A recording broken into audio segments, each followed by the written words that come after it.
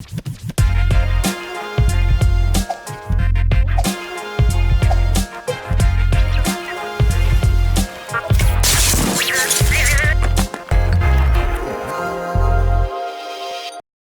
on the dotted line. Welcome to the Spotlight. This week it's on Ro, one of my good buddies here at that hashtag show.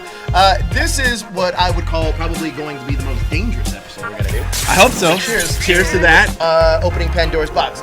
Number one thing of business is we got to pimp up the Welcome to NEFT Vodka. NEFT Vodka. This was the Russian side. Those are hackers. This is NEFT. This is the real deal stuff.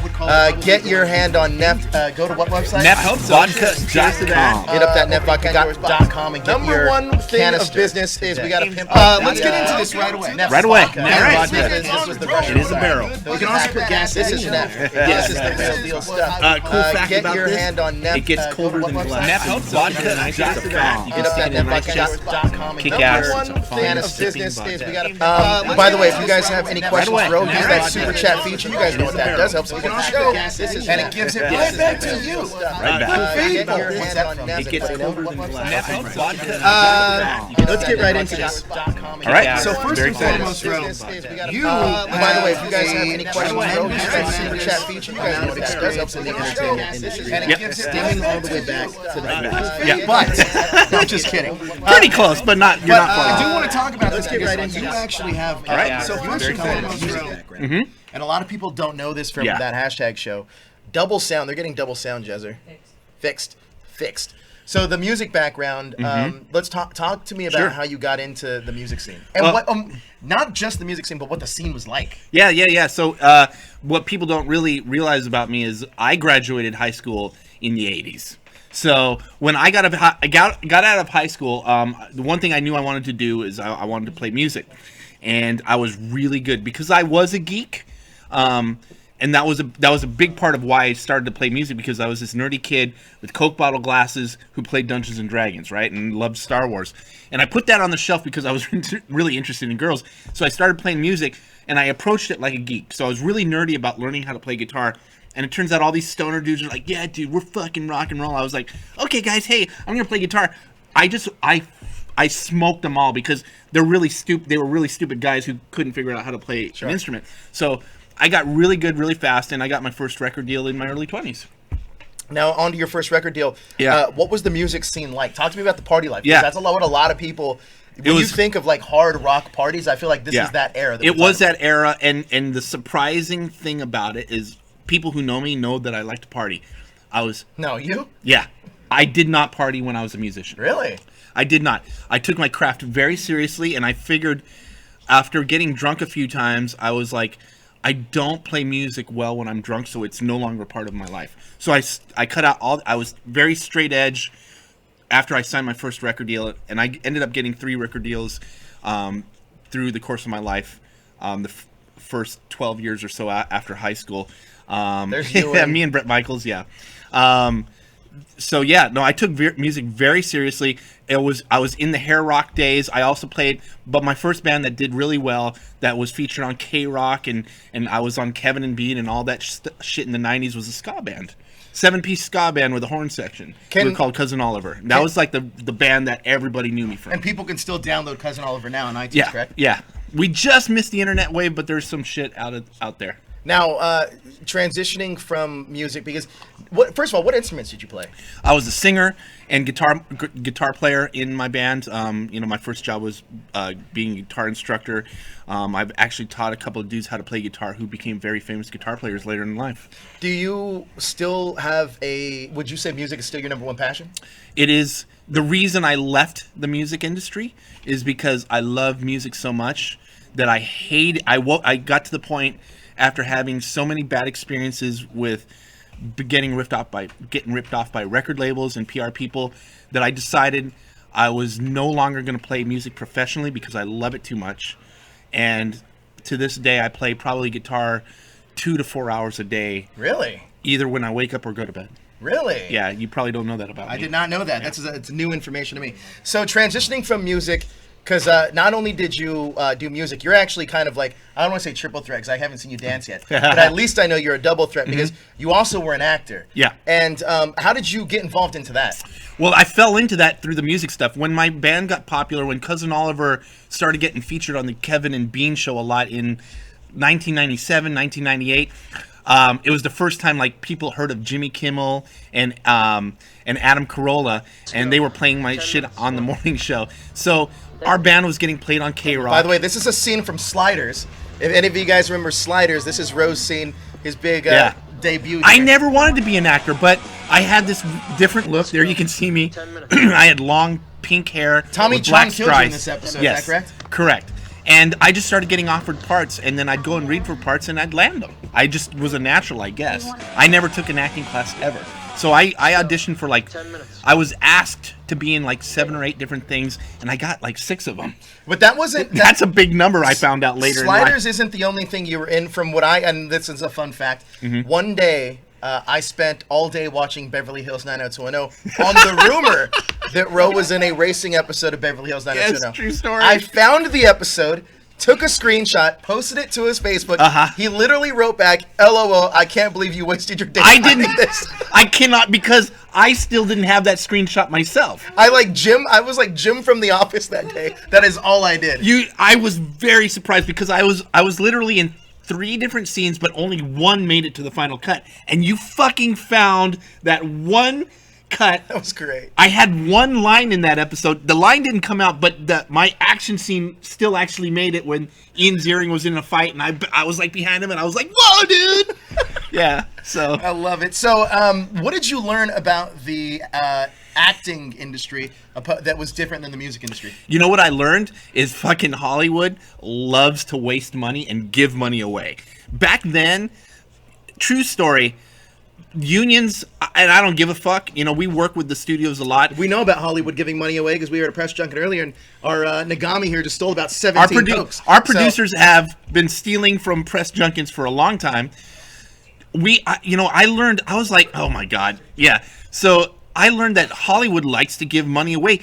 These unions protect their talent. And I was very shocked. I was like, God damn it. I think I want to have my own reality show or something, because they overpay everybody in this industry. Everybody. At least at the time they did. I want to transition into that mainly because one thing that I know you now pretty well. Yeah. One thing I've noticed about you is that you kind of you're on the forefront of a lot of trends. What I mean by that is that certain things that are happening in Hollywood or certain things that are happening in general, right, you're kind of the one that's kind of on the cusp, knowing about it before it's hot and before it happens. So with music going into acting, and with acting going into reality TV, was reality TV even popular when you were like, you know what, I want a show that's like a reality show? Yeah, it was the MTV era, and did you get those chasers? Shit. Well, we'll figure something out. I guess we're gonna have to do with Club Soda for now. And I see a frozen screen. I think Jezer owes us a shot. Jezer does owe us a shot. There is a frozen screen.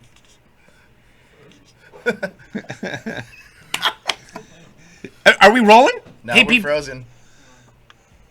Oh, because it hasn't. Oh, there it is.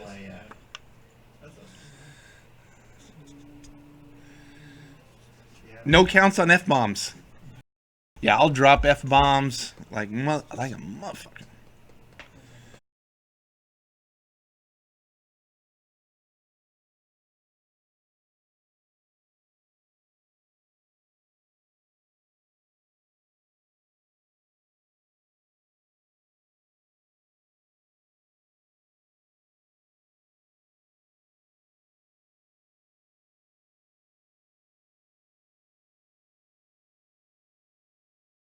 Bigfoot world. Yeah. Why the Bigfoot world? And talk to me about the people that are in the Bigfoot world, because I really want to know mainly about the people in the Bigfoot world. Okay, this is gonna sound weird. Well, I will take this one by one. I got into the Bigfoot world because of music, actually, because I was. No, you fixed it. Okay, Yeah. good. We're good. So the question is, how did I get into the Bigfoot world? And you're gonna be surprised when I say that I got into the Bigfoot world because of music, because I kind of felt like, as I saw the shift in the music industry, as someone who does online marketing, as at the time as a side gig, I was like, the music industry, we all know, because I was fucking punk rock, dude, and I was all about no effects and fuck the man and blah blah blah. It's the '90s anarchy. I knew that, you know, the music industry, after watching the whole fiasco with Metallica and Napster, was done, and you had to be creative when it came to music. I was noticing that reality TV shows were launching new material, so I started watching a lot of reality TV. It's when I first discovered Anthony Bourdain. Now, how the fuck you get from Anthony Bourdain to Bigfoot, I don't know.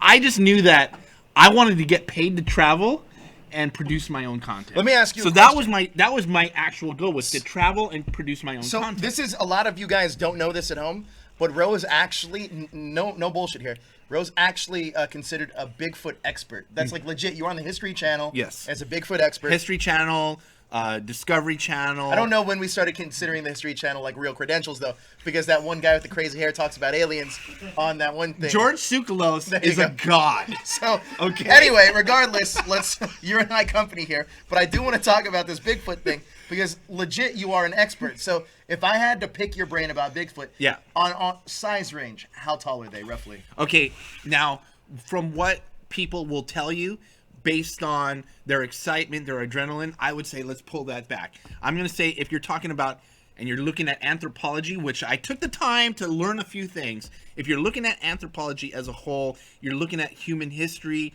and hominin history as a whole, they're not going to be bigger than 7 feet. I think that the earliest sightings of Bigfoots here on the North American continent were actually Norwegians. They were Vikings that were coming for trade because they called them the red-haired giants. I truly believe that the earliest sightings of Native Americans, because we're fucking big-ass motherfucking Vikings with fucking dreadlocks and axes. Really? Yeah, I really think if you really look down the anthropological chart of events in history, Native Americans, who make the biggest case for Sasquatch, the earliest, most credible sources of this story and its origin come from the red-haired giant. They even have caves and remains and blah, blah, blah, blah, blah, blah. And they talked about trade with the species. I believe they were Vikings, and and that would put them in the 6.5 plus range. Because what people don't know, getting really geeky, is that the average American, as recently as the Civil War, was 5'8". So we considered 6 foot tall, over 6 foot tall, a fucking giant. So why Bigfoot though, and not like the Loch Ness monster or like the leprechauns? We have one here, like. Honestly, because of Jaws. I love the idea of a scary monster in your backyard.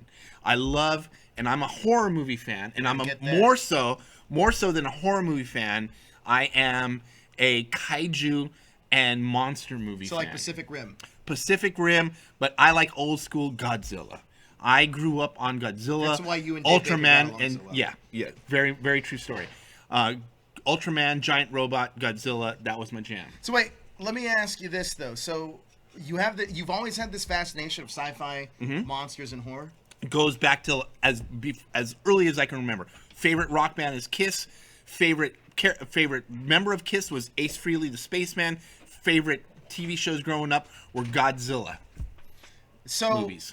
When you transitioned over into, first of all, let me ask you this: can you give our audience a little bit of advice? Because you've obviously went through a lot of transitions in your life, from music to horror to, or not horror, sorry, music to acting to reality TV. If you had to give the word of advice to our audience, what would that be?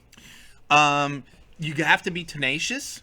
You have to be really fucking good with criticism, because I can walk through a wall of negativity. And that is the biggest problem with a lot of kids that I meet today, and this fucking crybaby generation we live in.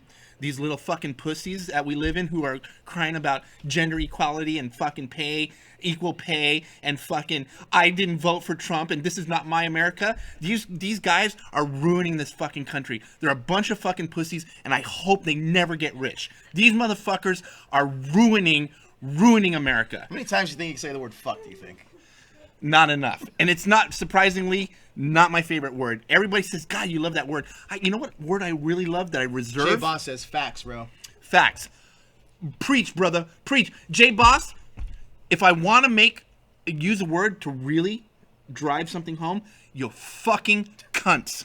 You're a bunch of fucking cunts, you fucking millennials. Anyone born from... What? Anyone... I'm just going on right. Your old man rant just went really went, left turn. I just went... If you were born in the year 1999 and after, you got to ask yourself, am I a cunt? Hey, let's all play a game now. We're going to make this an entertaining spotlight. So every time Ro says the word fuck, you guys at home too, I don't care if you don't drink alcohol, then drink water or something. We all do a shot, but you guys have to call it out. So every time he says the word, I want to see everybody in the chat say shots. Hashtag shots. Shot. And we'll all take a swig. Hashtag shots, baby. So here's the deal. You obviously have a... How mad is Zach right now? Well, probably more mad at you than he is me right now. But you obviously have this a very maverick attitude towards the way you approach business. I don't. Maybe business is the wrong word. You have more of a maverick attitude when it comes to the approach of becoming an entertainer. Yeah. And chasing what you love. Chasing what you love, and I think that in a more eloquent way to say what you just said is work harder. Work harder. And cry less. 100%. So Don't you agree? Yeah. I said that. You just pretty much said what you said without the fucks, though. Okay. But it just really makes me mad because I constantly find myself coddling people because they're like, well, I'm in this for the passion. Go fuck yourself. Then you know what? If you're fucking in this for the passion, you got to think twice about what you do between 9 to 5, your most productive hours of the day. Because if you're criticizing me for pursuing money, I know what I'm passionate about. I love geek shit. I love Star Wars, so fuck you if you think that doing it for money is being a sellout. I do have then go back to your fucking warehouse. Let's talk about this for a second, actually. And do this as a hobby. Let's talk about Get this out for a of my second. way. So you were because there's a lot of people out there that believe just because you love something, either A, means that you shouldn't take money for it because it's art and it's your art and it's your voice, or it's that you can't make money from it. And what you're saying is, fuck that. That's not true. It's not true. And you can absolutely make money off of what you love. So actually, this should be a message to everybody in the chat, whether you're Jay Boss, who I love, Layla, who's great, and I love her too. No, I remember speaking specifically to Layla and saying, I think it was during that Geek After Hours show. Yeah. You know, like people like Layla, I respect that. They know what they want, right? They know what they want, and don't be afraid to fucking just own that. Own it. And we're getting a lot of the comments used to be filled with the word "shot" in it. I feel like. We're gonna do shots every time I say fucking cunt.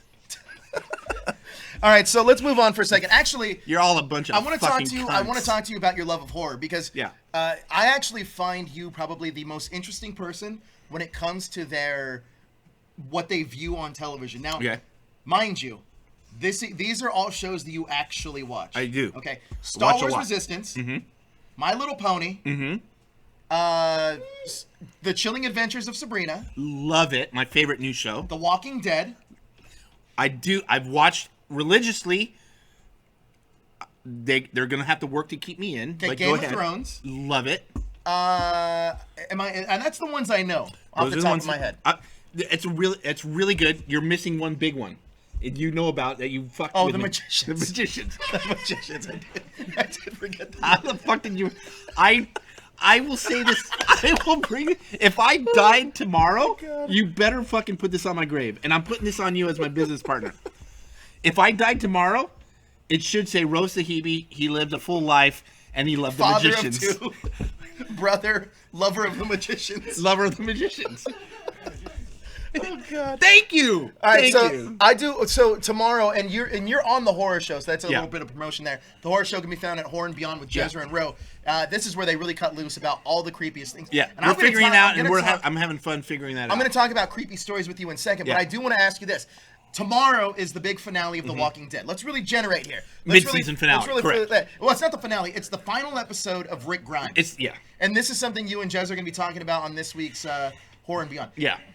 Call it right now. What do you think is going to happen? What's your fan theory of what's going to happen? I really feel that by the way, before you go, I want to know your fan theory about what you think is going to happen on tomorrow's episode of The Walking Dead, and then we can all talk about it in Horror and Beyond on Thursday. So keep in mind that the last episode I watched was last year's season finale. Okay. So I have purposely kept from watching this season so that I can binge watch to this point, right? We knew that this was going to happen 4 or 5 episodes into the new season. So I like to wait 4 or 5 episodes so I can binge watch. So I don't know what's happened this season so far.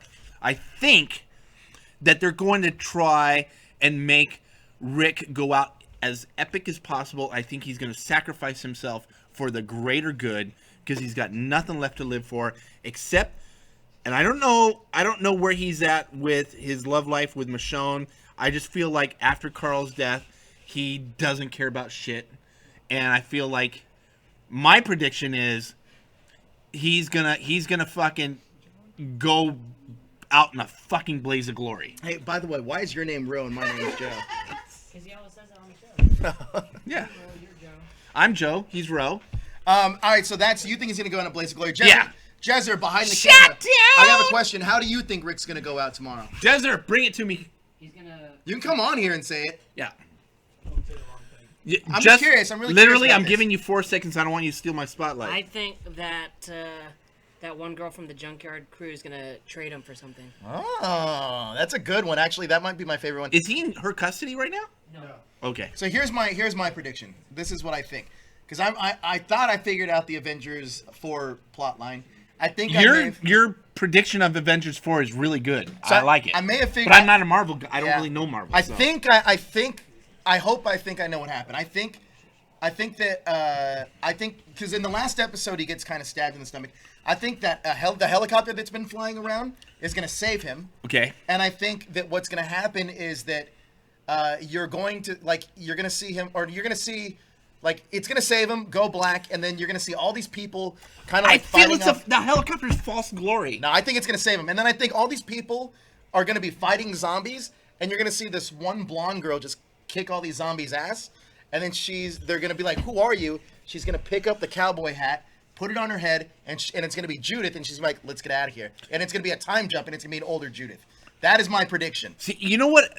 And that's how I think they fixed the show. By making it not necessarily to the same show anymore, and making Judith, a little older now, like in a teenager kind of Judith. Judith, being older. right now, Judith is my favorite character. He's gone. They skipped a couple years. Well, I think Shut they're the gonna skip. fuck up, kid. I think they're gonna skip.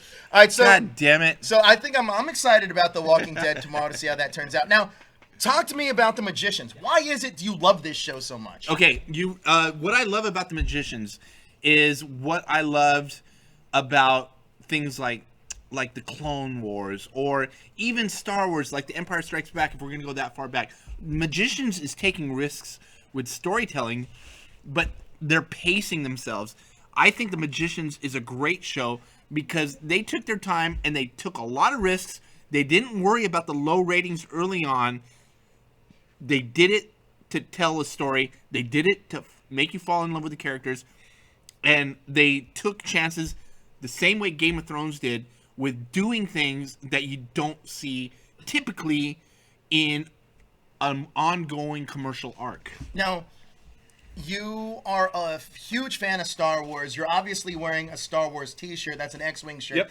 And if you want to get your cool t-shirts, check us out on TeePublic. You can get our cool Definitely. t-shirts. That is not the same Magicians. by the when way. are we getting our Fanatics shirts? Those are being made very soon. Okay. But where you can get your cool geek t-shirts, your cool Power Rangers shirts. Get them all at TeePublic. Do Where's we our have promo? Where's the t-shirt promo? Is You it throwing that in is there? it still tpublic.com/that#show? There we go. There we go. We don't have the screen. We don't have a screen here. We don't have a live screen. But the t-shirts, you can get those at TeePublic at that#show.com. Get your cool ones today. We got. Look, Where's the retro shirt? Where's the circle logo? there's my phone case. Oh, it's on there. It's on our show. It's on there. That's my favorite shirt, actually. This one? No, the retro, just our retro one. our retro original #shirt. You don't even have that one. I do have one somewhere. Oh, the Deadpool one. I have the Deadpool one. I thought I have one of these of just the logo. Oh, you do? I haven't worn it though. I I didn't have know you because had it that. doesn't fit me. Really? Yeah, I have like a small. What the fuck is going on with our screen? Oh no, he's like, This what is going on? crackhead. He's staring too much at this pot of gold. Let's talk about this though. How did you get into Star Wars? What got you into Star Wars? What got you into Star I Wars? so wish the rest of America could see that. He just slapped Jezzer in the face. What got you into Star Wars? What got me into Star Wars was Star Wars. Being a 5-6-year-old kid, I was a son of immigrants. I'm a first generation American. A lot of people don't even know your nationality either. I'm half Iranian, half Filipino. I'm a first generation American, and I was a hardcore geek. I had a hard time fitting in. My dad did very well in my younger years, so we lived in a pretty affluent white neighborhood, and I was the only brown kid in the neighborhood. So I had to hang out with the one Mexican kid in the school, and which was cool. It's totally fine. True story. Ronnie Delgado, thanks for getting my back. I think he's in jail now. But great ending to that story then. Anyways, long story short, me and my cousin, we went to see Star Wars at the Santa Anita Mall when mall theaters were like a thing. They were really tiny theaters. It wasn't even a big deal to see Star Wars. It was like, it kind of just came out, but it changed my life. And I was like, I'm fucking Luke Skywalker. And so you're a Luke guy, not a Han guy. True. From the ground up, I was a Luke guy. I didn't become a Han guy until I was later in life when I was like, oh yeah, I want to be the guy who gets the girl. Yeah. But as a kid, I was a Luke guy. Luke got the girl in Empire Yeah, Strikes but Back. I was like, I got a sister. I was like, damn it, dude, I got a sister. Like, we're fucking less than a year apart. My sister and I are like 11 months apart, so we're kind of like twins. So that kind of freaked me out. But no, I was always a Luke guy growing up, running around with makeshift lightsabers, because back then they made really shitty toy lightsabers. But way to go, Kenner. Kenner doesn't even exist anymore. No, they don't. But that's all we had. We had to wait like a year for our first toys. And you know what? True story. Going back to the debate about what actors should get paid. It was so fucking annoying because you'd go to the KB Toys back in the day. You'd go to KB Toys and all that'd be left on the fucking shelves were Princess Leia. And you're like, God damn it, where's fucking Luke and Han and Chewie? That's all you wanted as a kid. And there was only Leia on the fucking shelf. It was annoying as a kid because girls weren't into sci-fi back then. Back then, it was all about Barbie. True story. Now, I want to move and talk about the website for a second. Now, you're the one that you handle all the tech. A lot of people don't know this, but you're one of the co-owners of that hashtag show. A lot of people don't know that. Now, what they do know, or what they don't know also, is that you also because Joe does such a fantastic job of being the face of that hashtag show. Well, they don't even know that. Well, that's another story for another time. It's another story for another time, but I think that is our dynamic. It is. What they also don't know is that you run all the tech on the website. Talk to me about how you became so web savvy. My dad was a programmer, so I learned to write code in the 80s. During that, like, you watch movies like the Pirates of Silicon Valley. I thought you said Caribbean. Okay. And you see the invention of the computer language BASIC. When I was in junior high, going back to before I picked up the guitar, when I was just a Coke bottled kid who played Dungeons and Dragons, I learned to write video games in BASIC. So Josh is here because he's about 77 years old. Yeah. See that? He perked up a little bit. So I wrote 3 video games in BASIC, and I was offered a scholarship to a school that didn't actually exist. It was like this overseas program because computing and writing code wasn't a thing in when I was in junior high. Going way back, we're talking the 80s. So we're talking like DOS. Yeah, 100%. We're talking about DOS. You're making fun of me, but that's I knew truth. DOS. I know DOS. I owned a Commodore 64 and wrote my first software on a Commodore 64, Ready Player One. That's why I love you. Now, another question I have is that you obviously learned the tech side. You learned it pretty well, but you've also stayed up to date with all the new techniques. So, yeah, 100%. Did you also know, fun fact here, that Kelly's grandfather, this is no bullshit, Kelly's grandfather was one of the inventors of the internet? Did you know that? Really? Yeah, like he flew... They had to communicate like with a code because he was a World War II pilot. Okay. Kelly's gonna tell the story when she's on the show. Yeah, but we she's all my went fave. over her house. I don't remember. Oh, we watched the Game of Thrones finale together. We all went over to her compound, and her grandfather was there. Why wasn't I? Oh, I wasn't. You were off doing. I was getting divorced, and that was a dark time in my life. I don't know. Yeah, actually. we're not going to talk about that today, but we are going to talk about this. So one of Kelly's grandfather told us the story about how they had to communicate with their, like, I don't know what it was, but he's even cited on Wikipedia and everything, and he has a book about the internet. He stays up to date on technology. It's like this 90-year-old dude that knows, like, is pretty tech savvy. So how did you stay up to date with everything on tech? Out of necessity. When I decided after my stint in the music industry, and I started doing the reality TV show, I also decided at that point in time, I fell into the reality TV show and acting stuff by accident. People were just offering it to me because my band was on the radio. But I was really pursuing video editing, and I was directing some music videos, and it was right around the time when everybody was getting AOL fucking CDs in their mail. So I remember those days very well.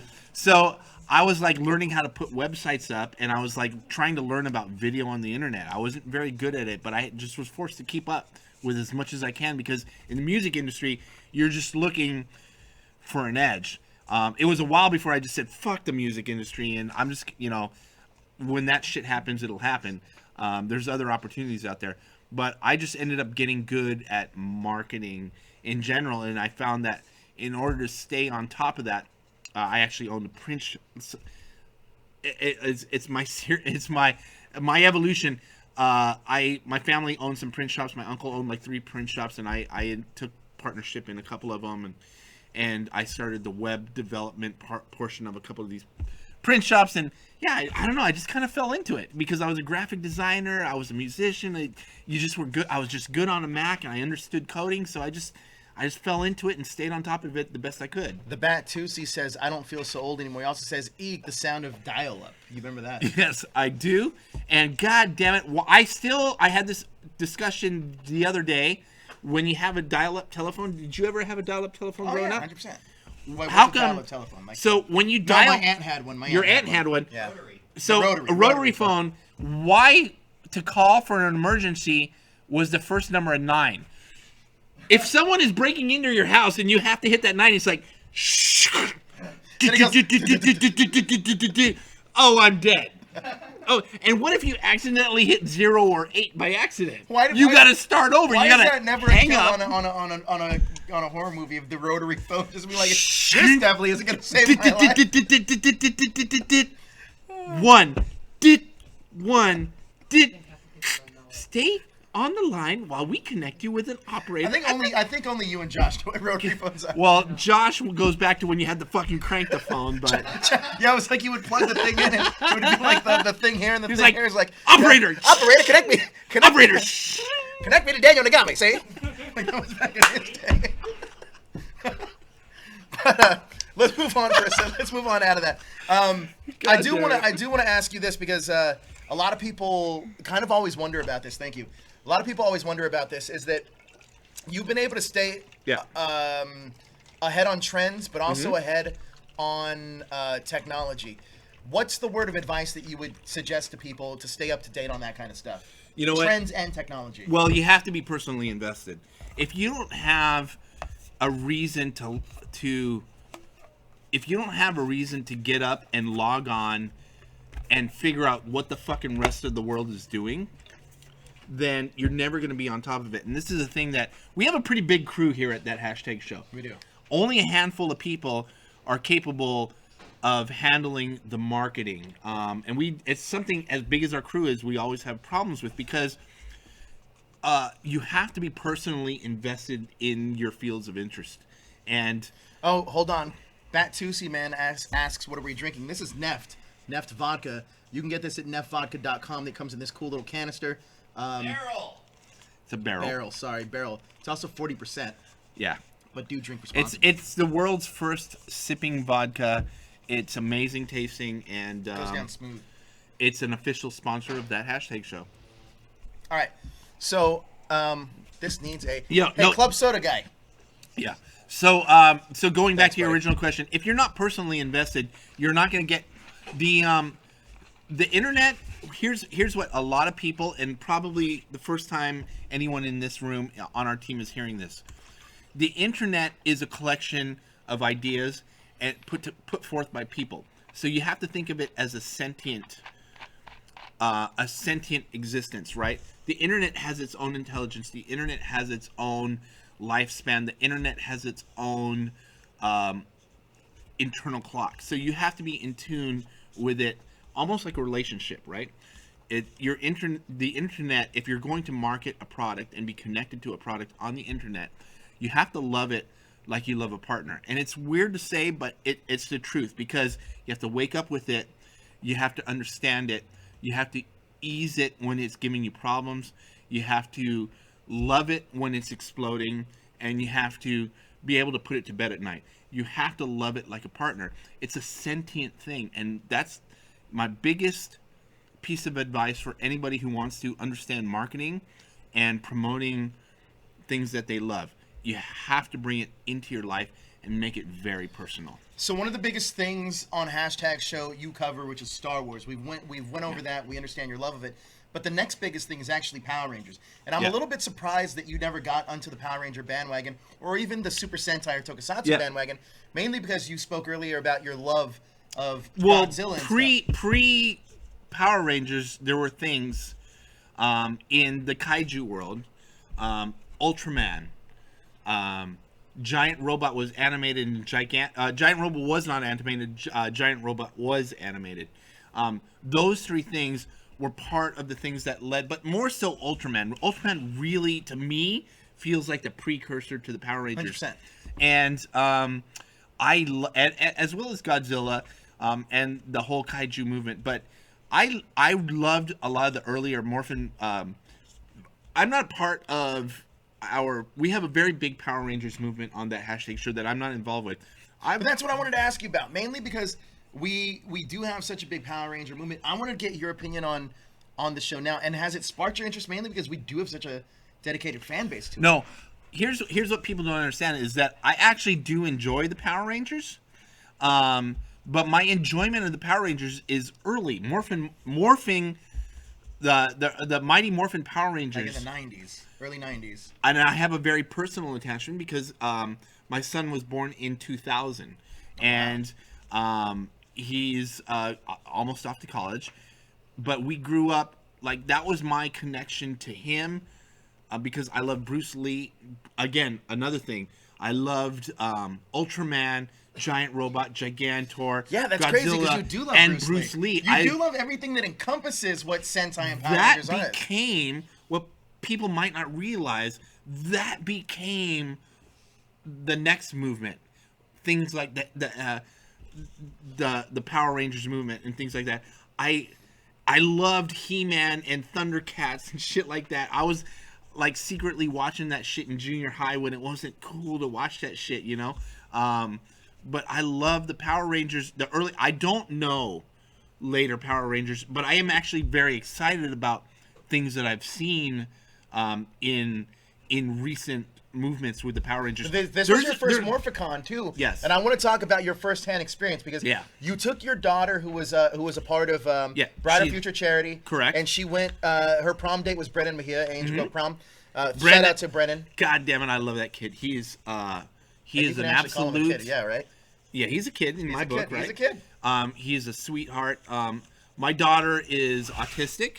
A big part of what keeps our online movement of Power Rangers moving is for whatever reason, that audience connects with the high functioning crowd. The high functioning crowd connects with Power Rangers in a way that I understand. I can't express, but I understand it because my daughter and I, we were at Power Morphicon. We left a little bit early because she is autistic and it was a little bit overwhelming. It was pretty late. It was late. We put her on stage. She went on stage with Brendan. Brendan, I'm sorry, brother.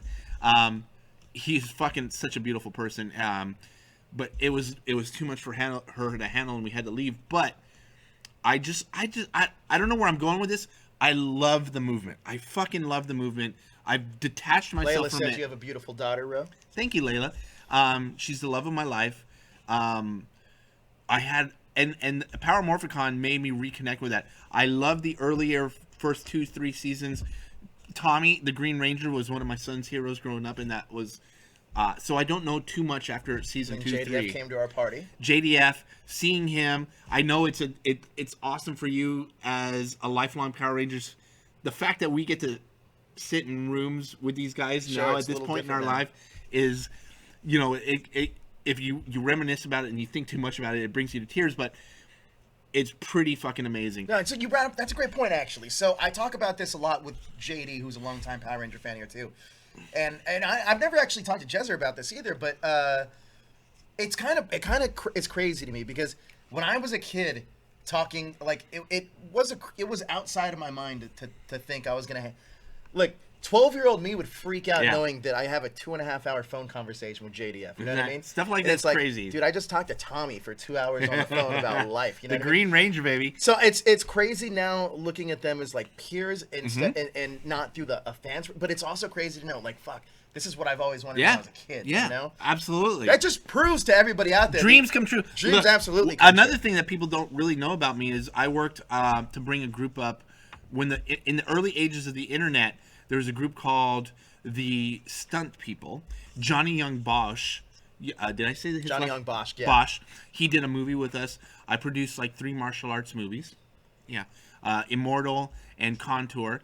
That I made a nice chunk of change on. But I produced martial art movies because one of my first fandoms was martial arts. And I wanted to make martial arts movies. I directed a movie called Shadow Fist. It never came out. I directed a movie called Monster Brides, my first horror movie. Scenes of it came out online. But yeah, we worked with Johnny Young Bosch back in, this was 10 years ago. 10 years ago. That's after Power Rangers, though. Yeah. That's crazy. Now, you obviously know your love for Star Wars and all these other things, but horror, what attached you to that? That's kind of like I love horror too, but it seemed like you know a lot about it. So I know a lot about horror filmmaking, and I love horror filmmaking. I love the greats. After music, I've always been in love with entertainment. I've always been in love with the certain mediums, like the visual mediums. I've been in love with music. I've done a lot of rock and roll. I've done some composition for some soundtracks, and nothing anybody would recognize. But I also directed like a movie called Monster's Bride. It was never released widely. I directed a movie called Dead Bigfoot because, and going back to my Bigfoot thing, I always wanted to direct a monster movie. I want to talk about Dead Yeah. Bigfoot right now, actually. You did direct a documentary about somebody killing a Bigfoot. You spent a lot of time in said place. Year and a half making this documentary. And where was that? In above Lake Tahoe in the Plumas National Forest. And you saw, from what you know, to be something that could have resembled a Bigfoot. Oh, Yeah. This is like a legit story. Okay, this is up for questioning, and I understand anybody who Can be a little skeptical. can be skeptical, because I myself am still skeptical. You can look up any of my footage. If you research my name, you can see any of this stuff. Bigfoot is about a guy named Justin Smayhew. Wait, before you go on, Dead Yeah. Bigfoot, you can also find Dead Bigfoot. Just do a YouTube search. It Yeah. has its own on the Bigfoot Evidence Correct. YouTube channel. It's hosted there right now. Right. But go ahead. It's called Dead Bigfoot, A True Story. It's the story of a guy named Justin Smayhew who ended up becoming one of my best friends, so it was a very personal story for me. And it was my chance to make a movie. I directed a movie called Monster's Bride that never came out because we only shot like 57 minutes of the movie. We did a film festival cut that was really not that good, but it was like my film school. So I ended up doing Dead Bigfoot, A True Story, which ended up getting worldwide acclaim, and I was pretty proud of this. And I attributed the success of this movie to my relationship with Justin, because people say, fuck you, this story's fake. Why is it called Dead Bigfoot, A True Story? It's called a true story because this is a real life account of my experiences. This is a true story of what I went through discovering the story and living through it for a year and a half with this guy, Justin, who ended up becoming one of my best friends, and I support him fully. Now, this movie changed my life in a lot of ways. I do believe that we live in a world full of mystery, and I hate to think that everything in this life has been documented in a textbook. And this is my challenge to academia. real or not, qualified view or not, this is my fuck you. You can't put life in print. You have to live it. That's what Dead Bigfoot, a true story, is about. You got to live life. Now, I want to talk to you about getting in here at Hashtag Show. Yeah. How did it come about? Talk to me about it, and talk to me about the first interactions, Yeah. what you thought, and everything that kind of followed with that. So it's been 5 years now, right? About. It's about 5 years. Right around that time of Dead Bigfoot, and I owned a website called iQuiz. I owned a website called the Bigfoot Report. I was partners in a site called Bigfoot Evidence. I was making a living writing stories on the internet that would go viral. I was the first generation of what you would call a content marketer. This is my office every day. I would go get a cup of coffee at... These are the old school God videos. damn it, look at that. I would get a cup of coffee at the Starbucks in Torrance at the corner of Anza and 190th. Yeah. And every day I'd meet this dude, Junior, who'd fucking take my order. Then I'd go and sit for 4 hours and I'd write articles about Star Wars and whatever else, whatever other fandom for iQuiz.com, my premier site. At the time, iQuiz.com was getting about 4 million views a month. And this guy, Junior, hits me up. He's like, I want to introduce you to my friend Joe. We do this thing called the Hashtag Show. I was like, cool. We're like all about geek life. I was like, and I knew the Bigfoot thing and the paranormal thing, and another site I owned was called Mulder's World, which focused on, because I'm a huge X-Files fan. Mulder's World was about conspiracy and UFO. Another one of my sites. I knew I pushed that as far as I could push it. My true love was science fiction. I loved fandom films. I loved Star Wars more than anything. I loved Blade Runner. I loved Indiana Jones. I loved let me Firefly. just stop here for a second. We have somebody in the chat named Mark. He said Ro got him into YouTube by watching your Bigfoot channel. So Mark, I've known for quite a while now. Mark is an internet marketer. Oh wow. He creates videos for businesses, and we've gone back and forth a few times. He's also a drummer. He goes back to my punk rock days. But yes, guys like Mark and myself we've been trying to create influence on the internet since the beginning, and that's what my job is to create influence. And as an entertainer, that's what you want, right? Right. You want whether you're a musician or an actor, if people don't know your name, if people aren't willing to look into the things you tell them to look into, it becomes a very difficult job to promote content. Once you become an influencer, and this is what Mark has also done, he's doing a lot of video marketing, and we collaborated early on. It's been a while. He's one of the guys from early on. He understands this concept. Going back to what I said before, the internet and marketing, you got to think of it as a sentient being that you got to live with, and you got to figure out your place in it. But what the fuck am I talking about, Joe? You're talking about Hashtag. God damn it! You went off the rails there for a second. I did go off the rails, and I'm gonna drink a little bit more. You got to get that fancy bottle. Hey, fuckers! You just broke that picture. I'm just kidding. You didn't. We need some alcohol. Grab that. You know what? I need a little bit more interaction in the chat, you bitches. All right, let's move on. Tell me what you want to know. I'm telling I'm an you what open we wanna know. fucking I'm telling you book. what we wanna know. You want to make money on the internet? That's not what we're going to talk. Oh, okay. So you coming into Hashtag Show. Yeah. Talk to me. Chat me up about how you got here. Yeah. What interested you about it? What inspired you about it? Talk to me about that. Is Daniel Nogami mad at me for throwing the barrel? Give us that other thing over there. That Hashtag Show was very interesting to me, and you and I have had a very interesting relation over the past 5 years, because up until that Hashtag Show, I have just been a hanging. I hate to call it this. I'm a hang and bang guy. I believe a blog has 2 years. You put it up, you exploit it. Actually, you let's make talk money, about this. We're gonna and you move on to the next This is one. actually a conversation that we've And never we- actually had. okay. So let's just have it live on the air. Sure. Because we've never really talked about the past, right? So let's talk about it. I'm really interested about this. So continue what you were saying. So and here's the thing that you and I have always, it's when I came into that hashtag show, I saw the community portion of this, and the internet is a social sentient thing, like I've said over and over and again. It's kind of a theme of what I'm talking about.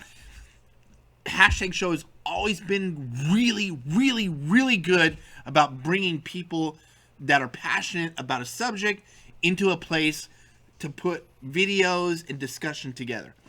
I've always been a guy who's known how to create content and create a publication and create a content workflow that you can put out into the internet and promote. And you and I have not always seen eye to eye on how things should be done. This was very much Captain America and Iron Man. Very much so. Different ideologies, but they're both not wrong. So I've different. had a very successful track record until I met Joe. But here's the interesting. Here's the interesting. That sounds terrible. It does sound terrible, but there is an upside to this. Sure. So before I met Joe, I could build a website. Thank you, sir. I love this guy. It's probably filled with water, by the way. And he looks really good in a dress shirt. So He does, right? Yeah, he really does. Before I met Joe, I would build websites. I would promote them. I'd sell them, or I'd make my money. Like with iQuiz, I made like hundreds of thousands of Hey, dollars. Sexy and move Beast on. Nogami, get on camera here for a second. Yeah, and then I'd move on, right? Yeah. And you knew this about me, and you brought me in. Look how good this guy looks in a dress shirt. I like it. He doesn't usually wear dress shirts. That's what our producer Nogami always Hey, talks producer about. Nogami, who provided the Coca-Colas in your hand? Disney. They did, actually. Hey, fucking Jezer, who fucking subpoenaed you today? Disney.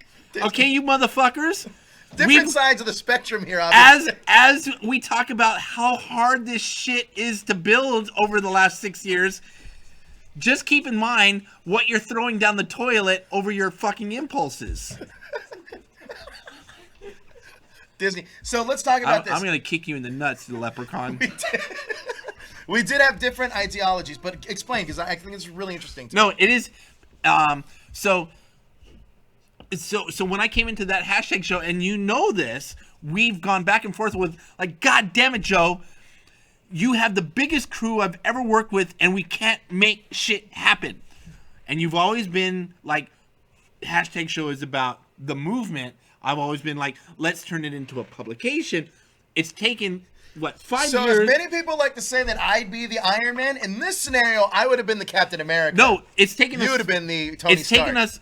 Would you agree? It's taken us 5 years. Yeah, I agree with you 100% actually. So let me talk from my perspective on this.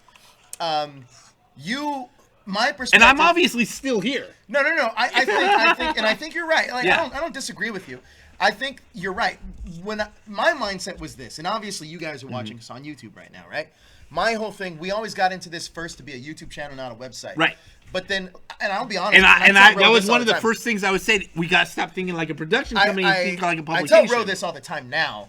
If I can do it all over again, I would, and I would have made this a website first, Right. and then a YouTube channel second.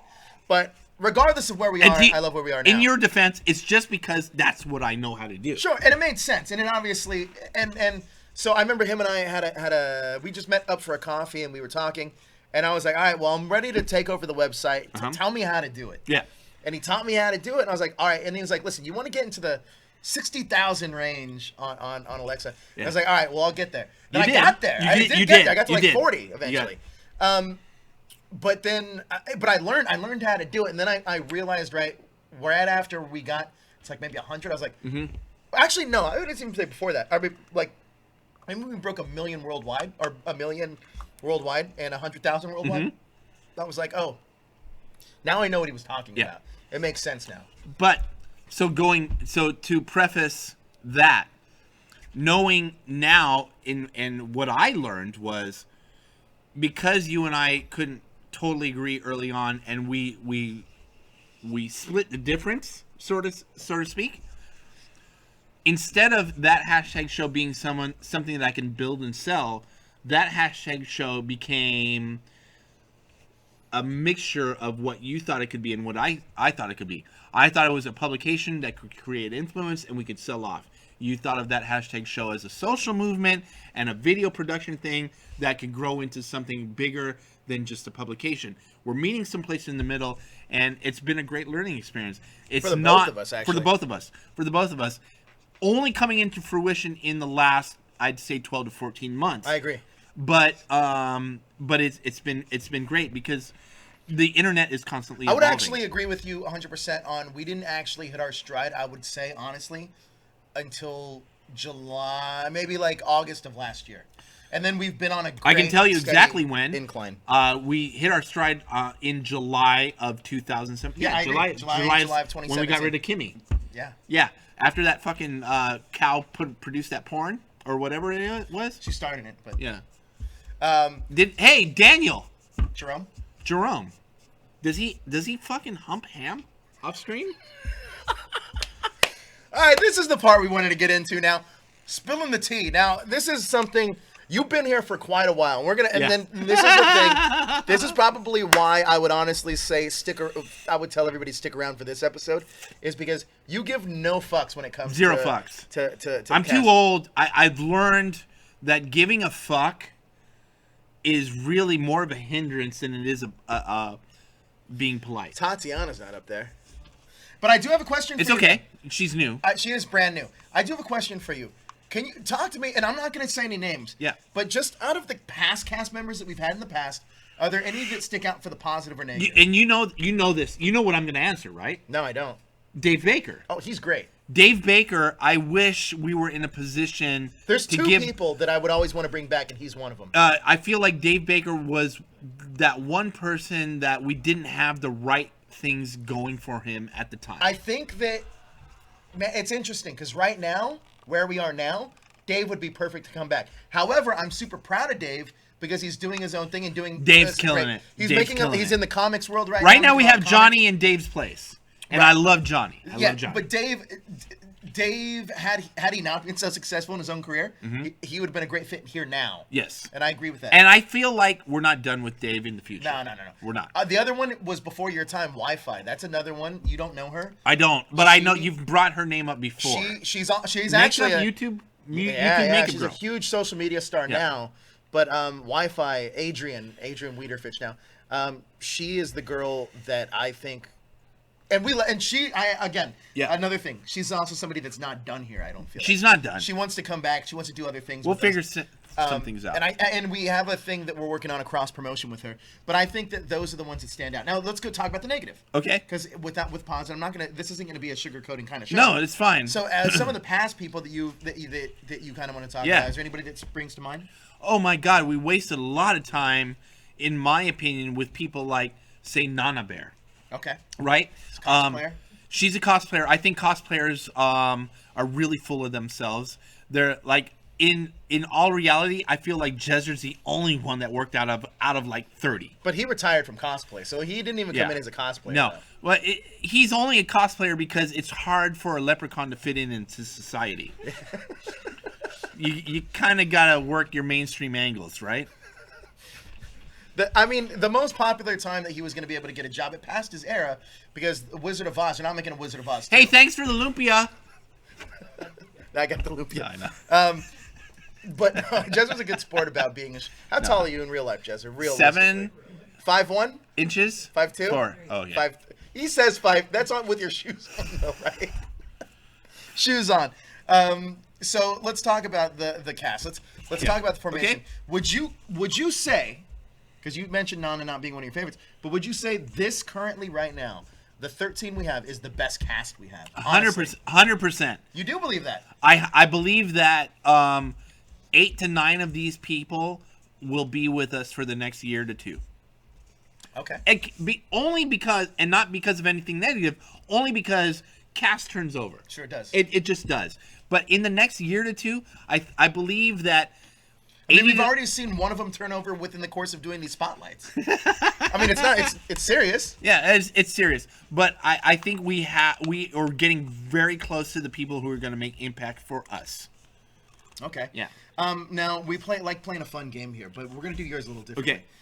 You're a pretty outspoken guy. Yep. I'm not going to play word association with you. Okay. I'm going to play what would you improve? Okay. Because it's a little bit. This is going to be a little bit of an I shit type of moment. I love this. Let's do it. And what would you improve, and what are you already good at? That's the two things we're going to play Okay. here. But let's start off with our dead set rookie Tatiana, who you've never worked with, but you've met. Okay. Tatiana, what would I improve? And what is she already good at? She is already good at talking. Okay? This job requires talking. And when I say talking, I'm not talking about just fucking coming words out of your mouth, right? I'm talking about expressing opinions and questions and arguments that will engage other people. And I think that is what she's good at. What she needs to work on, in my opinion, are we doing both? Are those things? Yeah. What she needs to is owning her on-screen presence. Yeah, that's a good one. That's a pretty fair criticism. And she's I'm brand new. And I'm a fan of Tatiana. Let's go Migdalia. Migdalia is someone I enjoy personally. I like to fuck with her, but it turns out I think she needs to have thicker skin. I'm not comfortable fucking grinding her into the ground and just telling her. Those are very strange sentences when you really take a step back. Okay. All right. Let's take a step back and say I'm not 100% comfortable expressing what I feel, busting her chops. I'm not 100% comfortable busting her chops. I feel like Migdalia is a great producer.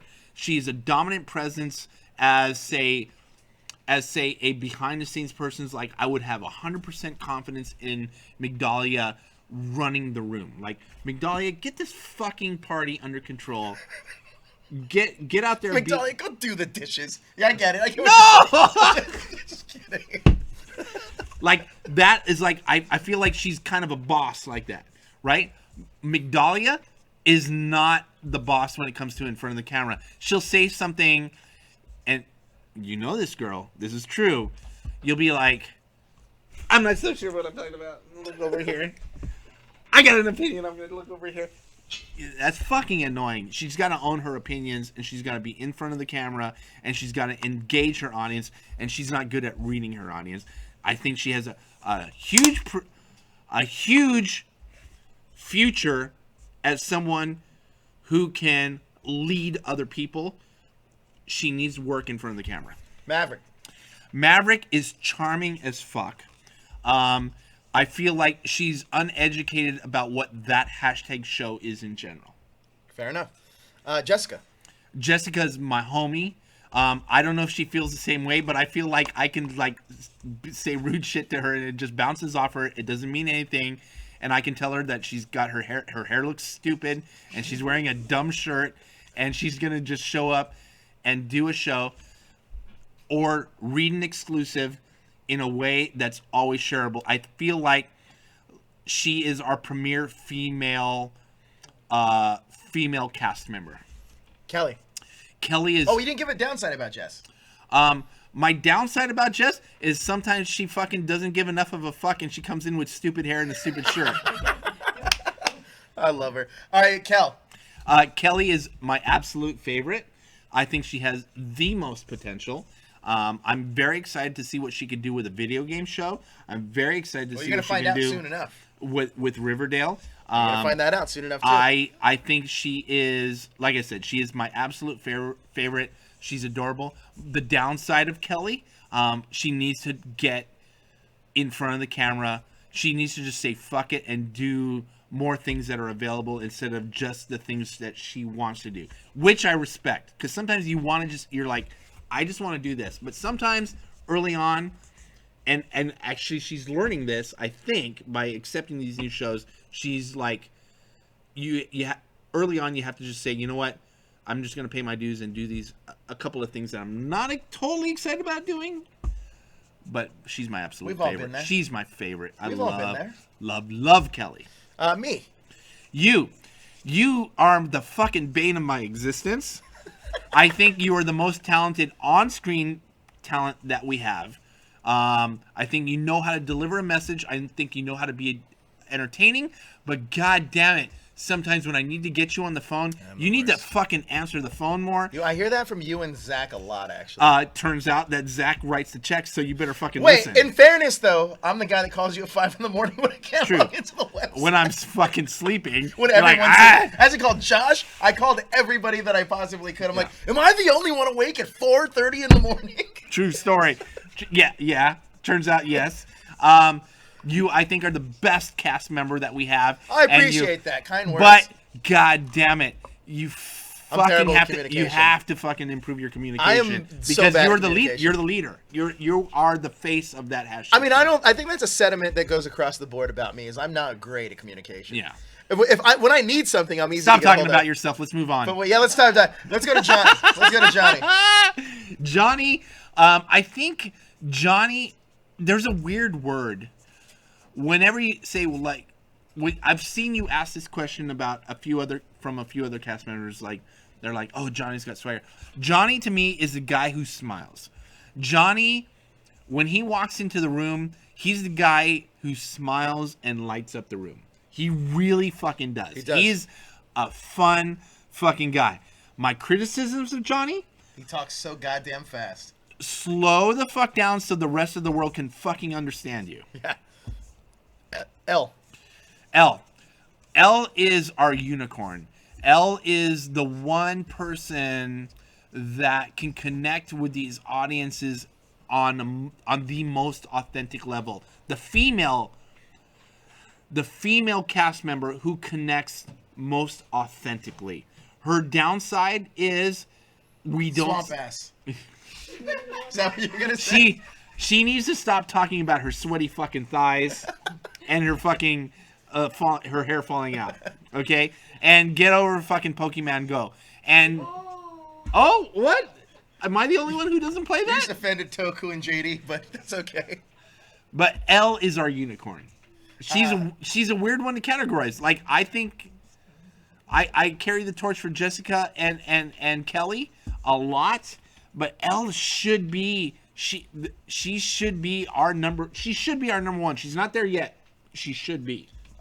Let's talk about the leprechaun himself, the gremlin, the AKA Cookie Face Jezzer. Yeah. So Jezzer is one of my favorites because he doesn't use a fucking Mac. Because he doesn't that is use a goddamn Mac. here, Any problem you guys have when the streaming freezes, it's Jezzer's fault. That's a legit 100%. statement. 100%. Past 2 episodes, we've had frozen issues. Jezzer. 100% Jezzer. Jezzer and I are doing the horror show now, and I've been wanting to do a show with Jezzer for a while because he's so controversial. We're in a Controversial is the right word. yeah, and he and I think we both feel that we both fit in that box. We haven't hit our stride. We haven't pissed off enough people yet, but I think we're gonna find our way. That's always the goal. Yeah. Did you give a positive? I don't know if that was That I thought that was both positive and negative. All right, fair enough. This fucking leprechaun's wearing a "Make America Great Again" hat. Let's make America great again. Let's make America great again. Let's go with the bisexual angel himself, Daniel. Yeah, he needs to stop fucking talking about dick. He was talking about it quite a lot today. He actually. talked a lot about fucking sucking dick today. He likes paraplegic penis apparently. Oh boy. No, he only had one arm. But Oh, is that not a paraplegic? is that the positive or the negative though? I'm not sure. I am not sure either. Here's the interesting thing about Daniel. My favorite thing about Daniel in the whole wide world is his online username. Battlestar Galactica should be my name. Fair enough. That's That's the both positive. That's a positive. What's the negative? Oh, what's the negative? This motherfucker thinks he locked himself in the bathroom for an hour the other day. This is a true story, and literally thought we were stupid because you guys weren't fucking smart enough to figure out that I was reading in there. That's a true story. How fucking dumb are you, dude? That is a true story. That is the one public restroom for 2 facilities that people wait in line for. You sat in there for an hour and you're like, you guys should have been able to figure out that I was reading. You guys are, what's wrong with you? What's wrong with us? That's a true. It's a true story. That's a true story. That's fucking dumb, No, dude. I was there. That That's was a true pretty story. fucking dumb. What about Corey? Corey is the guy who leaves the least amount of impression on you. That's a fair statement. That's a negative. What's the positive? No, you can.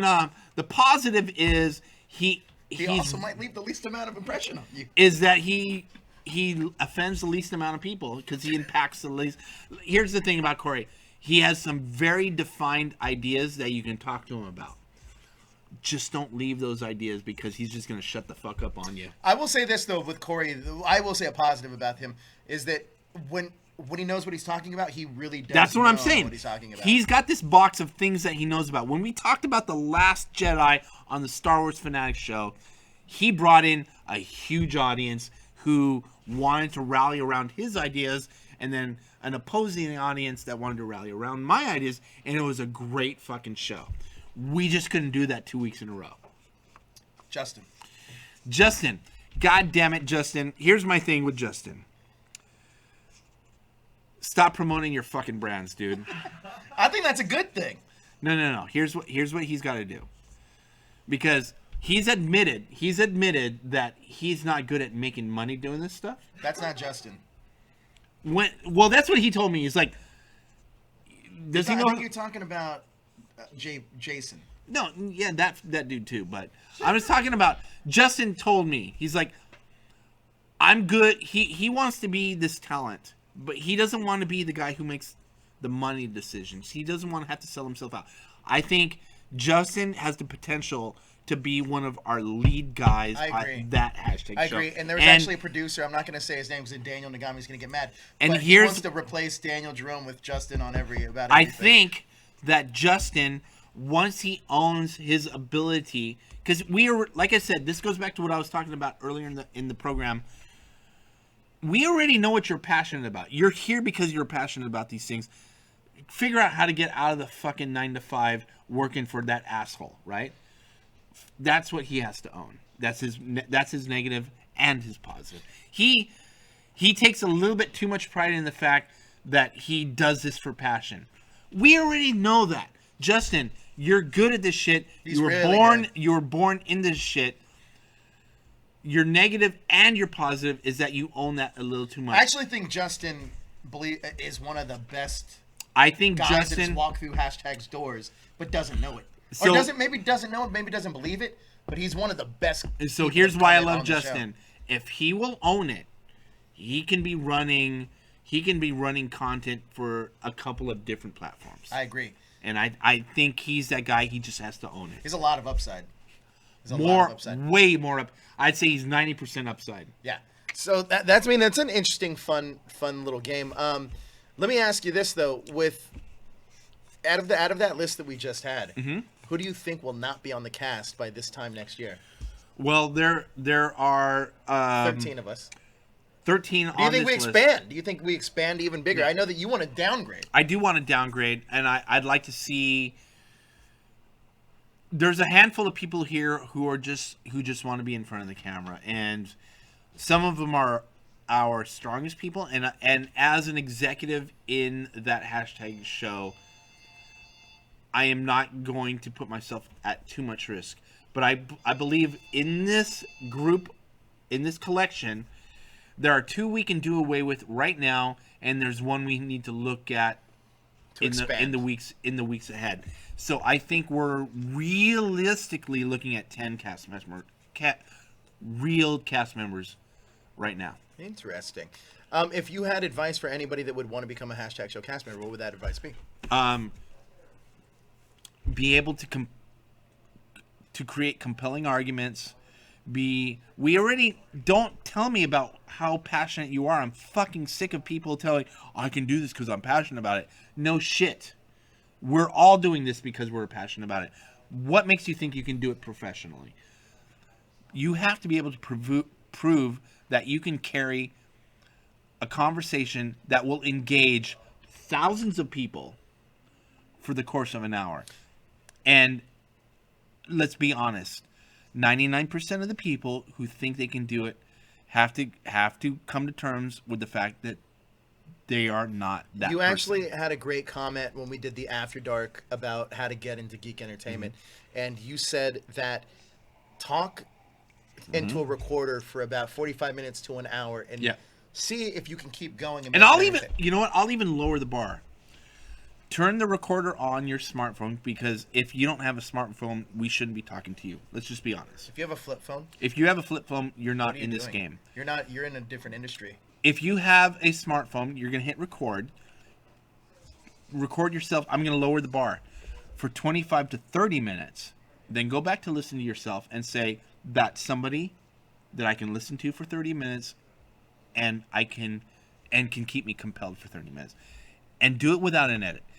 Don't record yourself for a minute, hit pause, record yourself for a minute, hit pause, and do it for 30.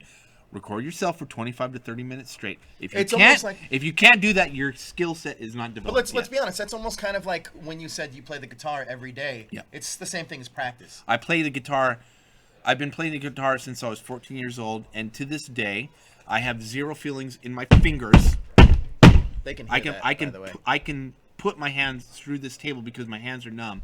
I can play guitar. I do play guitar 2 to 4 hours every single day. But this is the equivalent to that. You would say that talk into a microphone and practice, and make yourself better, because you will pick up on things that you don't like doing. Criticize yourself.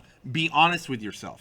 Now, most people are not honest with how good they are. I do want to ask, moving into the kind of the same direction of a show that you do. You do Star Wars Fanatics, which is right here on that hashtag show's Facebook page, and also the Star Wars Fanatics Facebook page. Now, I'm going to ask 3,000 to 5,000 viewers every week. I got to ask you about this. What's your real opinion on people that didn't like The Last Jedi? My true, honest opinion, like I do my entertainment opinion, right? We have the opinion that shows up on the show. My true, honest opinion is I respect it. If you didn't like it, just give me a compelling argument. I'm not interested in your trolling argument. If you have a compelling argument, chances are I'm going to agree with you to some degree. And 90% of the people that we work with don't like The Last Jedi, but they produce compelling arguments for the reasons why they don't like the Last Jedi, and I'm okay with that. I am 100% okay with that. I want to talk about a real experience that happened while you were part of Hashtag Show, but also part of your life. Yeah. You reminisced earlier about your love of Star Wars and how you got into Star Wars, but you found yourself during Episode 8 at a premiere of a Star Wars movie. Chat me up about the emotions that you had went through, not only walking down a red carpet, but sitting in a theater full of A-list actors watching a movie and a franchise that you have grown to love and fall in love with and got you into doing what we were doing. Right. Chat me up about that experience. This experience, it probably explains why I do love The Last Jedi more than most people. Yes, I can pick apart The Last Jedi just as easily as anyone else.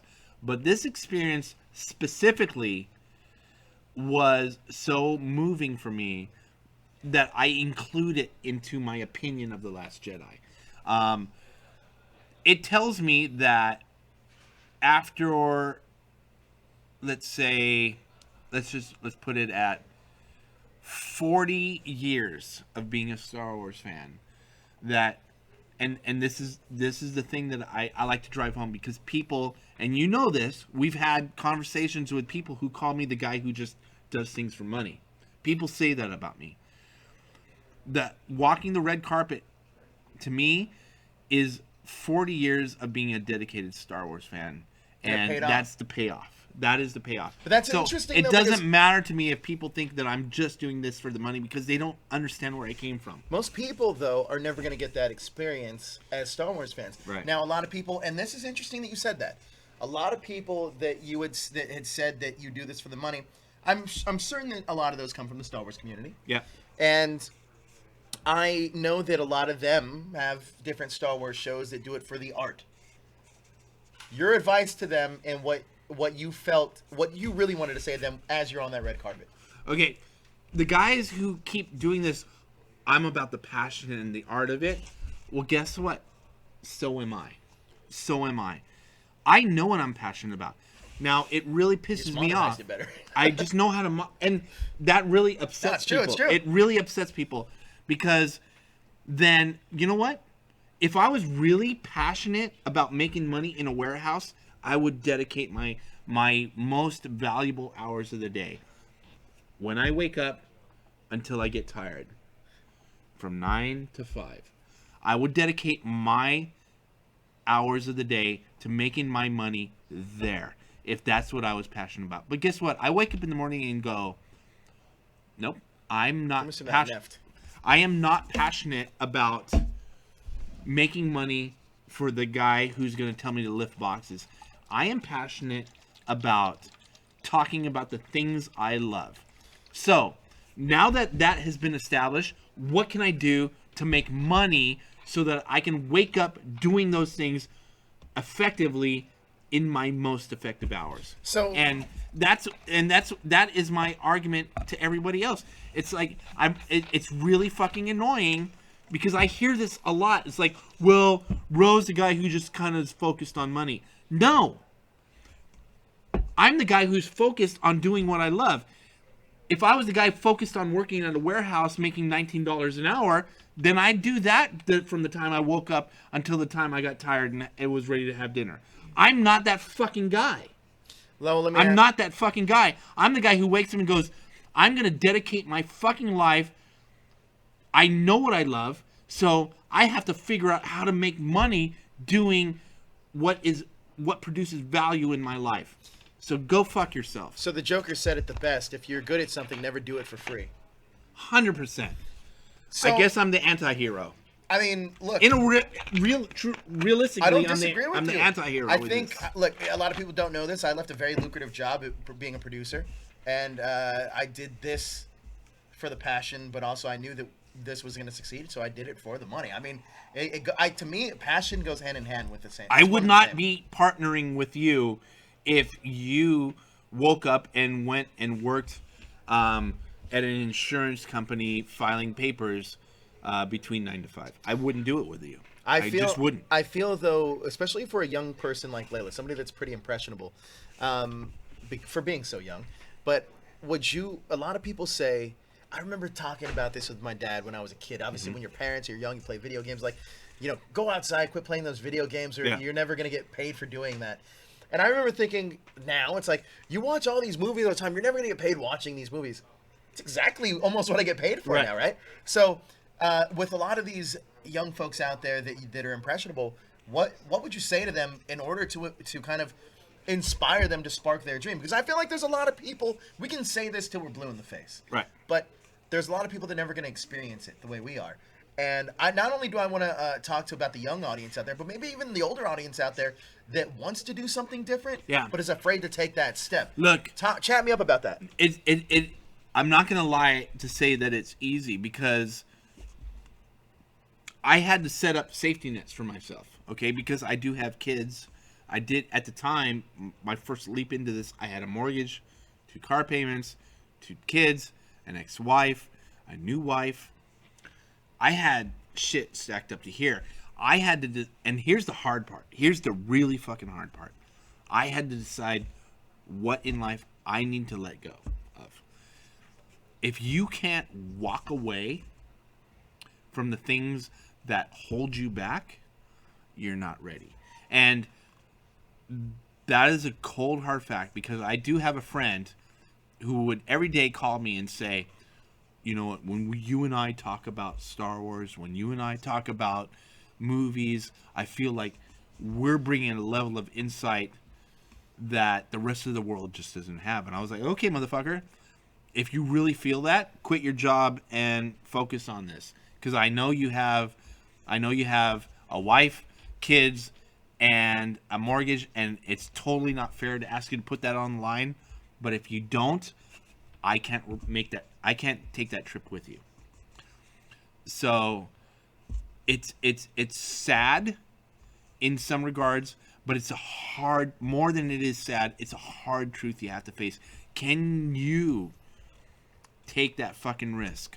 Are you willing to lay it all on the line? Lay it all on the line and live in your car like fucking Josh? And be homeless like producer Josh to fucking chase this. I mean, if you want to see Josh at your local freeway entrance, you can. I don't know. He's probably posting up now about the. Where are you at the 405 in Santa Monica? Sepulveda exit. So You can see his box there. we fucking rip on Josh constantly, but he puts it on the fucking line. He does. He's terrible at some stuff, and he drops the ball a lot. But you know what? At the end of the day, he puts it on the line. Is why he's been with us on this journey for fucking the last 7 years. And I think that's an important thing to kind of mark is like you can't be afraid to fail either. You And cannot also, be afraid to fail. Your failures are kind of like the best learning experiences. Like, and even some things are out of your control. You got to deal with it. Everything is out of your control. I learned that this month, actually. I've learned that the last month, actually. You have no idea the frustration. I can't blame anybody. No, you can't. It's just one of those things that you got to roll You with. can't. To get fucking metaphysical, that's the universe. And it's what you're putting out there, and it's Well, I tell this to Josh. You actually, hear this over and over, but I tell this it's to, cheesy, but I was that's telling how it this goes. to Josh, and I think I tell him this quite often. It's like, because when the website went down, it's like, well, listen, we would have never known that had we never put the advertising and stuff on it. Right. So it's something that was going to happen eventually. Yeah. It's just, I'm glad we got it now. You know what I mean? So it's something that was going to happen. Exactly. This shit is going to happen. You're going to come under. You're going to be faced with challenges. Layla's willing to Constantly. give it all up. Don't give up school. You're still in high school currently. Finish out high school. Finish high school. Figure out at that point. I mean, look, me and Ro are living proofs of this. If you think you can't make money doing stuff like this, you absolutely can. Yeah. Don't let anybody, whether that be your parents or teachers or people that are encouraging you to do other things, don't let them block that from your mind. Yeah. You can. You've got. There is a chance. There is a point in time where you're gonna have to jump off the ledge and see what happens, and it's scary. It's really fucking you know scary. What? It's an interesting fact is both of you and I did it not when we were like teenagers or even in our early 20s. I was in my early 30s when I did it. You were in your like early. I'm in my early 40s. I was when you did it. 39 years old when I jumped off the ledge. Yeah, so like we both did it like older in life, and it goes to show like. Doesn't matter what age you are, you just got to take that chance. Yeah. You know what I mean? Yeah, 100%. You have to take that chance. And you know, this is supposed to be. This was a spotlight on Ro, but the question that I get asked the most is, how do you do what you do?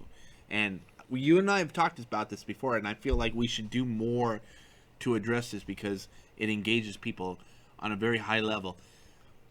This is my one piece of advice before we have that next conversation is, are you ready to put it all on the line and jump off that ledge? Yeah, I mean, I Are you ready for that? I mean, like somebody young like Toku Kid back here, he's back here. He's learning. I give him credit. He came out here. He's been in our chat room for the last year, and now he took a bus to get down here and do this shit. And now we're teaching him how to produce. He's one of the writers here. I mean, we're willing to take a risk on any of you guys that want to write for us and start here and do things, because I think Ro kind of said it the best, and Layla, you kind of added to that, is that not only do we look at this as a movement, but we also look at this as a publication. It's one and the same.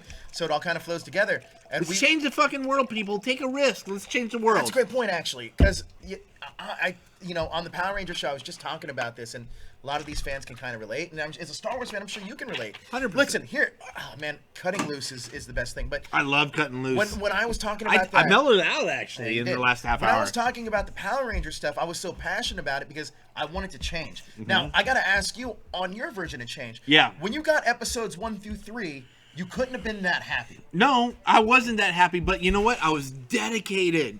So, look, I'm a Star Wars fan. I didn't have the best prequel experience, but as a Star Wars fan, as someone who wanted to talk about Star Wars, it was still a good opportunity, right?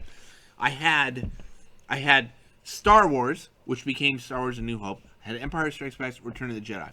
Then I got the prequels and the Clone Wars. Now, they weren't the best experiences I ever had, but as a Star Wars fan, I learned to turn that into something, because I loved the original trilogy so much that even though I didn't love the prequels, I found enough things to push praise about that I could start opening discussions. And guess what happened?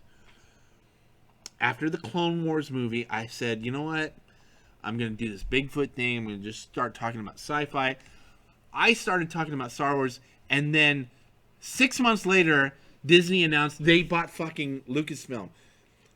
I had nothing to do with Jay that. Boz's favorite movie is Revenge of the Sith. This is a Star Wars movie. That's okay. It's not a bad one, It's actually. not a bad one. It's not a bad one because it sets up the entire Skywalker story, and that's what I'm talking about. You have to find the things that you should love about it and capitalize on that. Now, after the prequels came out, after the Clone Wars movie came out, and I just jumped full in, my timing was right. I was not really a mastermind. I just lucked out because I was honest with myself and I was taking risks and I was doing podcasts. I was talking about Bigfoot and I was talking about science fiction and I was talking about Star Wars. Then all of a sudden they're like, Disney acquires Lucasfilm for $4 billion. I was like, yeah, Star Wars Fanatics page. At the time I had 90,000 followers. I was like, let me jump in real quick and ask let's you a go. question. Let's roll with this. Did you ever think that Bigfoot was going to lead to like a Star Wars premiere? Or was that a part of the plan from the beginning? Or did you think one would lead to the other eventually? I did. You did? I did. Forethought. I That's did. interesting. My original thought was the music industry is changing. Everything is going to happen. If I want to be in entertainment in some capacity, I have to be able to produce content. Then I saw Anthony Bourdain's first episode, and I fell in love with Anthony Bourdain. Now, here's the weird thing. I was like, Anthony Bourdain was able to capture culture, tell stories, and get paid to travel. My next thing was, how do I do that? There was a show on Animal Planet called Finding Bigfoot, and I knew the guys on that show. They're from Manhattan. Bobo was from Manhattan Beach, and I was like, and I hate saying this out loud. I was like, if Bobo can do it, God, it can't be that fucking hard. And I started making news for myself, and I figured I picked a topic where no one could argue with me. So I said, I am a Bigfoot expert, and these are the facts about Bigfoot. And I made my own argument, and I made myself an expert, and I started developing my own career from that point on out. So yes, I planned it from the start. So you knew where it was going. Now, I always like wrapping these up with like a framed amount of questions. And Anthony Bourdain's death breaks my heart because Me too. I worked with the guy personally. He is in this weird life that I've had, he was the biggest influence I ever had. Of all time. All time. Let's see if I can find these. I don't think I'm going to be able to go back far enough, but I'm hoping, and everybody, anyone who's still with us out there, my computer died. Yeah, there's definitely people here. Are there? 100%. If there's anything that I can help anyone with. Let's take it to the chat. Let's see if you guys have any questions for Ro about the inspirational journey that he kind of went on, and about any starting your own might have. online business, being an influencer, talking about geek shit, building geek websites. Would you say this though, that the number one thing you have to have before doing this is passion? Yeah, that shouldn't even be here's the thing that really. Sometimes you get here's the thing. Players that are successful and they're not. Here's the thing. Here's but the thing that really irritates me the most is like, well, I'm super passionate about it. That's not. Everyone is passionate about something. Every fucking person you meet is passionate about something. So don't give me that. Okay, Toku Kid's fucking passionate, but what are you willing to do tomorrow? If you're not willing to get on your computer and give me a couple pieces of content, learn how to develop those pieces of content, and take it to the next level, then you're not worth shit to me, right? But there's guys like Toku Kid, and there's guys like Jezer who just are waiting for their pot of gold to fucking cash in on. Well, that's across the rainbow in Jezer's case. But I don't have anything to throw at him. I think, but in credit to Jezer, though, he kind of picked this up. Yeah, with some pregnant women at the bus stop. That's a true story. True story. That's a true story. But let's talk about that for a second, about Jezer and pregnant women at bus stops. I'm just kidding. You prefer ragu Or Prego. Or Prego. Yeah, which one do you prefer, ragu Wait, or no, Prego? No. Chef Boyardee. No No Prego. Prego? No Prego. But no, he picked it up off of a whim, kind of like he figured it out. Oh, Layla does have a question. What software do you use for graphic design? I'm trying to create something on TeePublic to sell. The highest level, the highest pixel to pixel ratio you can get is Photoshop. Yeah, industry standard. Industry standard is Photoshop. It is expensive. Layla, if you do have some good ideas, hit us up. Maybe we can refine them for you because I think I'm paying $60 a month for my Photoshop. It's pretty expensive. Yeah, it's not cheap. It's not cheap. Yeah, but you know what? Whoever said it takes money to make money was not lying. Not lying. You get it for $10 by Hit itself. Hit up. Josh, what's your email? Josh.Goldman. Josh at He opened- thathashtagshow.com. Or we should have just said his Twitter account. That would have been a lot better, actually. It's what? And- It's the Goldman? The Goldman at Twitter. And if you're ready to spoil anything ahead of time for Disney, Jezzer at twitter.com. Yeah. Send your Disney. Hey. Send your emails to. Tweet What did Jezzer. we just lost $10,000. Thank you, fucker. We're in a lawsuit now with Disney for Jezzer. Thanks, Jezzer. Can I have your spare tire or something? Yeah.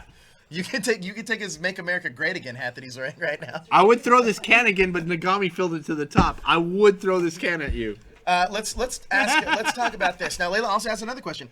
Will you guys be willing to do another After Dark about breaking out into the entertainment business? We did one before. Yeah, I'll do but it again. Actually, we'll do it again. We'll do it I again. think that'll be a good one. Actually, Layla, and Joe and I have gone back and forth on this. He thinks we shouldn't give away too many secrets, but I didn't say that. No, well, along the lines, but I think an advice show might be pretty good. I didn't say we shouldn't do that. What I did say we should do. We have a few dark No. secrets that we don't- What I did say we should do is request us at your convention Yeah, to come have us speak. yes, he did say that. Says I would rather us come to your hometown, whatever convention you have, and we could talk about getting into the geek entertainment side of things, because I think that it's easier kind of showing you rather than telling you over the internet. I think personally. Hey, Mark, real quick, if you're still out there. By the way, did you know that Mark started a TV show right after high school and didn't skip college? Mark, That's what he said. I believe it. Did you know I produced Mark in the recording studio? He was the first band I signed to my recording label when I started my first recording label. He was in a band called America. Really? Yeah. I know a thing or two about you. Oh, speaking of Yeah. music, I want to hit a cue of a song Yeah. that's not finished yet. But you and I were driving back from. You really liked it. I did like it. I did like it a lot. I'm very grateful that it resonated in the chord. Jizzer, were you able to pull that chord? Now, before I know what your song you're talking about, a song I wrote called "Alien Observer" with one of our other cast members. I will let, if Jizzer has the file, I'll let a sample come out of it. But Kelly and I are actually working on this song together. I was really impressed by this because it does kind of refine geek culture and all, and you can hear all the things that you're into through the Yeah. song. But do you have let the clip play? I actually want them to hear it because Okay. we talk about you being in the music, but I want them to hear. This isn't finished, by the way. But It's not finished. But it is something that resonated with me, where I was like, oh, this is really Thank good. you. I take pride. I think I'm a pretty high-level musician. I've been on the radio several times. Good night, J Boss. He's going to sleep. Good night, J-Boss. Thank you so much for your interaction. Daniel is fucking moonwalking back onto the set. Except forwards. Let's load up that track. Do you want me to say anything else before you sign me out? No, I want to play the track, but then I want to play. Kelly and Adam. More Adam Castillo. If Adam's a part of a big band. Adam is the part of the Colorists, a great band on Vivo and Warner Brothers. Adam is supposed to be producing the drum track for us. Can they hear it? Or is it just through your computer? Oh yeah, use a Mac, bro. Okay. Here, just send it to me. I'm gonna play it. Fucking pay me back that money I paid for the Mac then, motherfucker. Send it to me. I'm gonna play it right here live. It's playing through. Oh, it is? Okay. Do we have any more questions before we sign off? That's for a song. tonight? Yeah, we'll take your last questions. My computer died. My computer's still on. They can hear it. They want to request us for Boston Comic Con. We're more than willing to come. Ro, are you going to be on Quest for Player 2 anytime soon? I actually had a very interesting dating experience today that I don't think actually applies to Quest for I Player think it can. 2. Yeah, if you don't Dating have a lot of famous money, you people? wanna take. What How would you many do to pe- stall a date? What do you need to do to stall a date? What's the best advice? How many people out there have actually dated a legit supermodel? Not a supermodel. No, I've never dated a supermodel. I did date somebody that was famous though once, Yes, you did. but I never dated a supermodel. But yeah, we want them to be paired in case they get the Well, chance. let's You bring never him know up what's at a gonna later happen. time. Yeah, we'll talk about that. Yeah. Quest for Player 2 somewhere down the line. She's not. We've only. They had like it your for- song. Look at that. Matthew Thompson says, "Well done, man. Good song." Thank you. I've got a ton of them. We're gonna kill the Geek Rock Nation, baby. That's the next step, guys. For Angel Grove Prom was just the tip of the iceberg. We're never doing Angel Grove Prom again, but we got something special planned for MorphCon 2020. More on that when we get to 2019. I was very impressed with how strong our Southern California audience is, and I feel like we should have some type of monthly meetup. Hey, And we've talked you know about what's that coming up is a little bit. What's coming up is the season finale of Power Rangers Super Ninja Steel. And the premiere of The Magicians. Oh boy. Oh boy. Yeah, baby. Is that a real thing? It was a real thing. Magicians. That's gonna catch on. No? No. That's the Magician. Fuck you. Fuck you. Fuck you. It's a great show. God damn it. Hey, Jezzer, was that you coming out of the hat? No? Little hornswoggle. I think though that Sign us out, baby. we should absolutely do a hashtag show thing here in the next couple of weeks. Get fans here again. We had a great turnout for not Power MorphCon, but a great turnout for the 25th anniversary episode. I'd love to see that happen more frequently because we are at the Comic Bug in Manhattan Beach. We'd love to see this place packed, full of people, and really get the movement going, spreading us all around. But Ro talked a lot tonight about getting into geek entertainment and not being afraid to take that step. Hard step, but take it, people, if you think you're there. But if you want to start taking those steps, you can do that on our website as a writer. Just hit us up at fanquestions@thathashtagshow.com. Send us a sample writing, and we'll put you on the website so you can start expressing your own geek self to the world. That's going to do it for us tonight, guys. This was a great episode. You learned a little bit more about Ro, about how to navigate through the geek world, about taking steps you didn't think you could, and about being harsh on yourself, but also practicing what you believe in. Be honest, people. Be honest. Be honest. Now, Ro, where can everybody find you on social media? And I'll be honest this time because I normally promote fake websites, but that hashtag Ro, I apologize for making it confusing. I just loved when he set up that hashtag Joe. I was like, that is so, and this goes back to what we're talking about. It's great fucking branding. I made it a little confusing, but I am that hashtag Ro. He's that hashtag Joe with an E. Find us. And a J. J? J-O-E, I'd assume. Yeah. G something. You yeah, can find him. Find Find us him. on social media. By the way, at Batusi, man, I'm going to be in Philly next Friday and Saturday, I believe. Yeah. Hit me up on Twitter, like Rose said it, that hashtag Yeah. Joe. We're trying to plan a hashtag show meetup in Philadelphia. So hit me up. I'm going a last minute thing. I'm going solo Sunday for Star Wars, so I'm looking for call-ins. Are you going solo Sunday? I am going solo. Solo Sunday. Rose Sunday. Solo. I've done this before. I'm sure you have JJ on. It's been a while since I kind of want to flex my muscles to see if I can do 45 minutes straight again. That's a marathon. That's a good one. I'm like pretty that. good at that. Those are good challenges, actually. It's a good challenge. It's interesting. So that's another funny thing we didn't talk about. We're going to close out after this, but I just want to give this quick anecdote. Is that any cast member that I feel that's afraid to go on alone for X amount of time, to me, automatically I feel like, oh, well, they're not ready for the next. Then I just want to do it. That makes me want to do it more. It's like they're not ready for the next level. Let's do it. We're going solo on Sunday. So check them out this Sunday. He's going to be talking all Star Wars. We got the latest Star Wars news on Star Wars Fanatics. Ro's going to be flying solo on this episode. And you can also catch him on Horror and Beyond. That's every Thursday night. Both of these shows